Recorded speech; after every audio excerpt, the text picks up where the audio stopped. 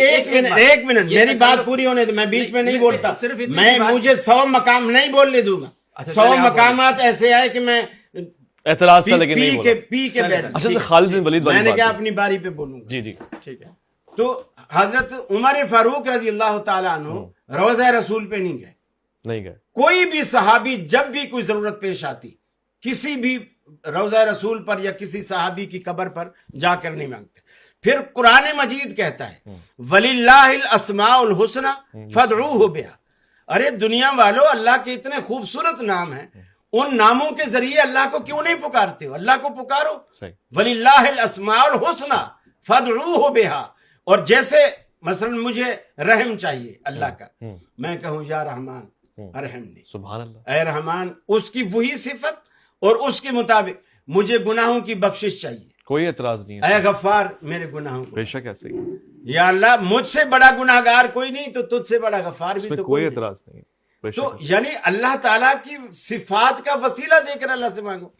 दूसरी चीज अल्लाह के हबीब ने खुद सिखा दी, वो है अपने आमाल का वसीला। ठीक है। जो आयत इन्होंने कुरान मजीद की पढ़ी, या अय्युहल्लज़ीना आमनू इत्तकुल्लाह वब्तगू इलैहिल वसीला, उसमें भी पहले यही हुक्म है, इत्तकुल्लाह, अल्लाह से डरो। अल्लाह से डरने का क्या मतलब है? गुनाह से भी बचो और नेकी की रगबत भी रखो, तकवा इख्तियार, जिसे तकवा इख्तियार करना कहते हैं।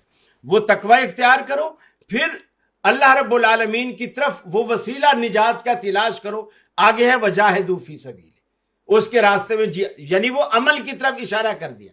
अल्लाह के हबीब ने मुस्लिम शरीफ की हदीस है, ये बताया कि 3 साथी दोस्त थे, आपस में सफर कर रहे थे जंगल में, पहाड़ी इलाका था, बारिश आई, बारिश से छुपने के लिए कार, मैं मुख्तसर अर्ज कर रहा हूं, चट्टान के अंदर वो फंस गए, मुंह बंद हो गया। तीनों ने मिलकर चट्टान को धक्का देने की कोशिश की, वो नहीं हटी।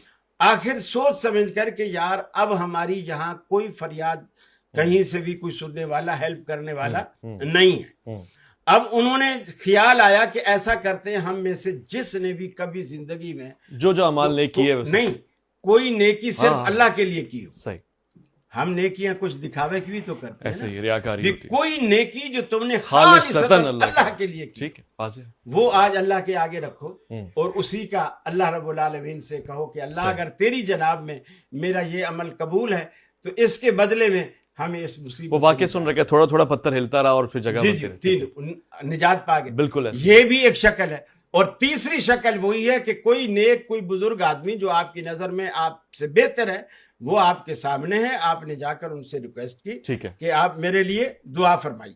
फिर कुरान में ये जो कह रहे हैं ना, फरिश्ते को पुकारा, मैं कहता हूं जिन को पुकारे, अच्छा, फरिश्ते को पुकारे, अच्छा, इंसान को पुकारे, ये शिर्क है, ये शिर्क है, बिल्कुल शिर्क। तो वो जो रिवायत अब देखिए, कुरान कहता है, मैं नहीं कहता, मेरा फतवा नहीं, इन्नल्लज़ीना तदऊना मिन दूनिल्लाह, जो लोग अल्लाह रब्बुल आलमीन के सिवा किसी को भी पुकारते हैं, लन यखलुकू ज़ुबाबा, अरे तुम्हारी मदद क्या करेंगे, वो तो मक्खी भी नहीं बना सकते।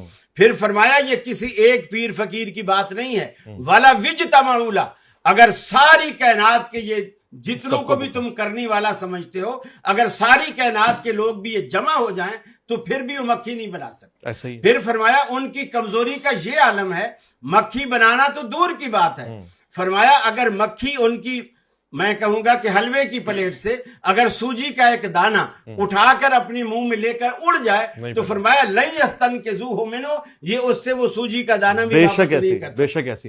ज़अफ़त तालिब वल मतलूब, फरमाया जिससे छीना जा रहा है वो भी कमजोर, जो छीन रहा है वो भी कमजोर, जिसको अल्लाह के सिवा पुकारा जा रहा है वो भी कमजोर, जो पुकार रहा है वो भी कमजोर। ठीक है।